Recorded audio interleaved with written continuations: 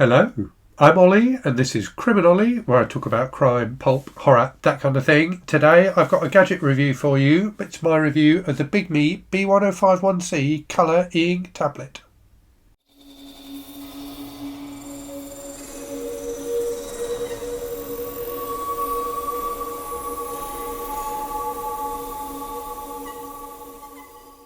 So this is a very, very interesting device. As you can see, you can get a keyboard for it, and I found that was really transformational in terms of my use of e-ink. I've never used an e-ink device with a keyboard before, and it really does make for an interesting and very different experience. Before I start, I should say that Bigme very kindly sent me this device in for review. There will be links if you need more information about it in the description to this video. Those are affiliate links, so if you choose to buy a Bigme device using my link, I will get a small commission. So just wanted to be upfront about that. So yes, a really, really interesting device. Very different from other e-ink devices I've used because of the fact it's got this big screen and because of the fact it's got the keyboard as well. So this is very much a kind of do anything device. You can do a load of different things with this, and I've been using it in my kind of workflow for the channel over the last few weeks since I got it, and I found it to be very, very capable indeed. It is an expensive device though, so it's $639 without the keyboard, so just with the stylus and a case, or $718 with the keyboard case.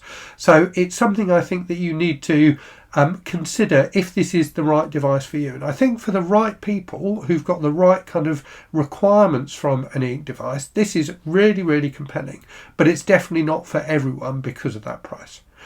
So what I will do in this video is talk to you about the specs of the device. I'll talk to you about how it performs, how I found it to be in kind of day-to-day use, and then I'll talk at the end about who I think this is a good device for, because I say it's definitely not for everyone. What I would say as well is I'm by no means an expert in kind of tech stuff. I'm much more of a reader than a tech reviewer, although I do clearly feature e-ink devices on my channel quite often, but do check out other reviews of this device as well. There are a load of different reviews of it out there on YouTube and TikTok and other platforms, so do look around, don't just take my word for it. Okay, so let's talk about those specs then. So this is a 10.3 inch colour e-ink device. What that means is it's got a black and white e-ink screen with a colour layer over the top of it, so the Kaleido 3 layer, which most of these colour e-ink devices use. What that means is the screen is slightly darker than a black and white ink screen, but you do get the benefits of colour, and if you turn the brightness up on it a little bit, you won't notice that slight darkness to the screen. So the colour definitely adds something in the right use cases, and as I've said in previous videos where I've talked about colour e-readers, if you've got the right use case for it, if you are going to be reading colour content on it, the colour really makes a difference. But if you mostly read black and white content, colour may not be for you. It may not be something you feel that you need. So this device runs Android, so it's running Android 14, so a very recent version of Android. And what that means is you can install whatever apps you want on it. And I'll talk in this video about some of the apps I've installed on it and how they perform. It's got 6 GB of memory, 128 GB of onboard storage, and you can also put a micro SD card into it to expand that storage. So a very, very capable device, and it uses the Dimensity 900 processor, which in my use of it seemed to be really efficient and snappy. And the device has also got Bigme's anti-ghosting and super refresh technology built into it, which works very well. So there are a load of different settings in the e-ink center that you can set up to tweak it to work in the best way for the kind of content you're viewing on it. The construction, I have to say, feels excellent. So it's a very thin device. It's 5.5 millimeters thin. It's constructed of aluminium, and it just feels very, very premium. It's got a nice look to it. I really like the kind of asymmetrical design style. Makes it very easy to hold in the hand without accidentally touching the screen. The pen it comes with works well, so you can write on it, you can draw on it, you can do all different kinds of things with the pen. But the standout for me was the keyboard. The keyboard really feels nice to type on. So I've been using this for replying to emails and things like that, and it works very well indeed, better than I expected it to. It really is pleasant to use, the keyboard.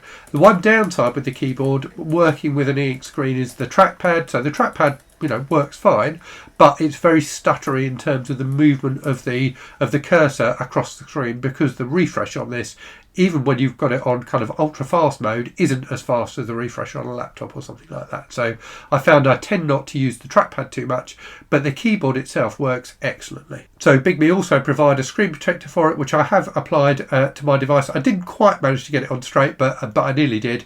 The screen protector gives it a nicer feel when you're writing on it. So it gives it a kind of slightly scratchier, more paper-like feel, but you can use it with or without the screen protector on. I slightly prefer the look of it with the screen protector, and I definitely prefer the feel of writing on it with the screen protector on, so I've left it on mine.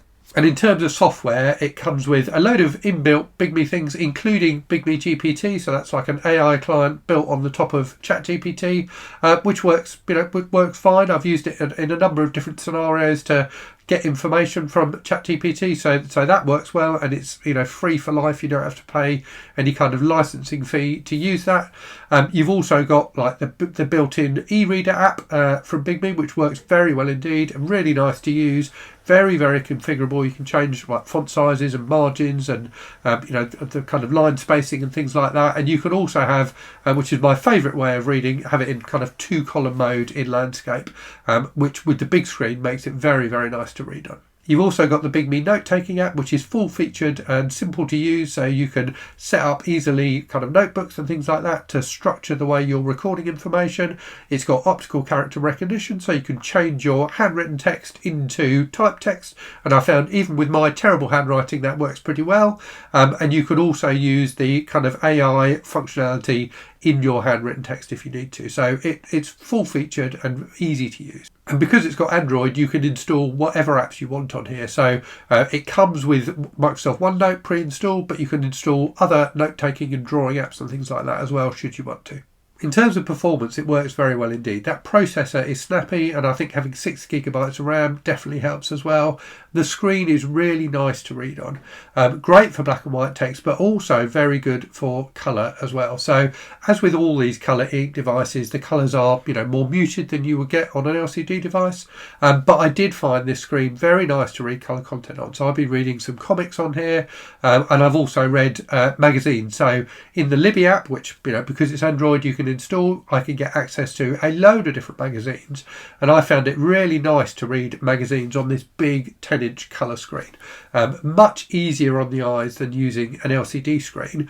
So for long periods of reading, I really do think it's a nice device to read colour content on. And as I've said already, the keyboard is excellent. I've been really pleasantly surprised by it. And I think it's interesting that Bigme offer it. I think they tend to try and offer something a bit extra with their devices over what you can get if you buy a Books device. So Books are one of their big competitors.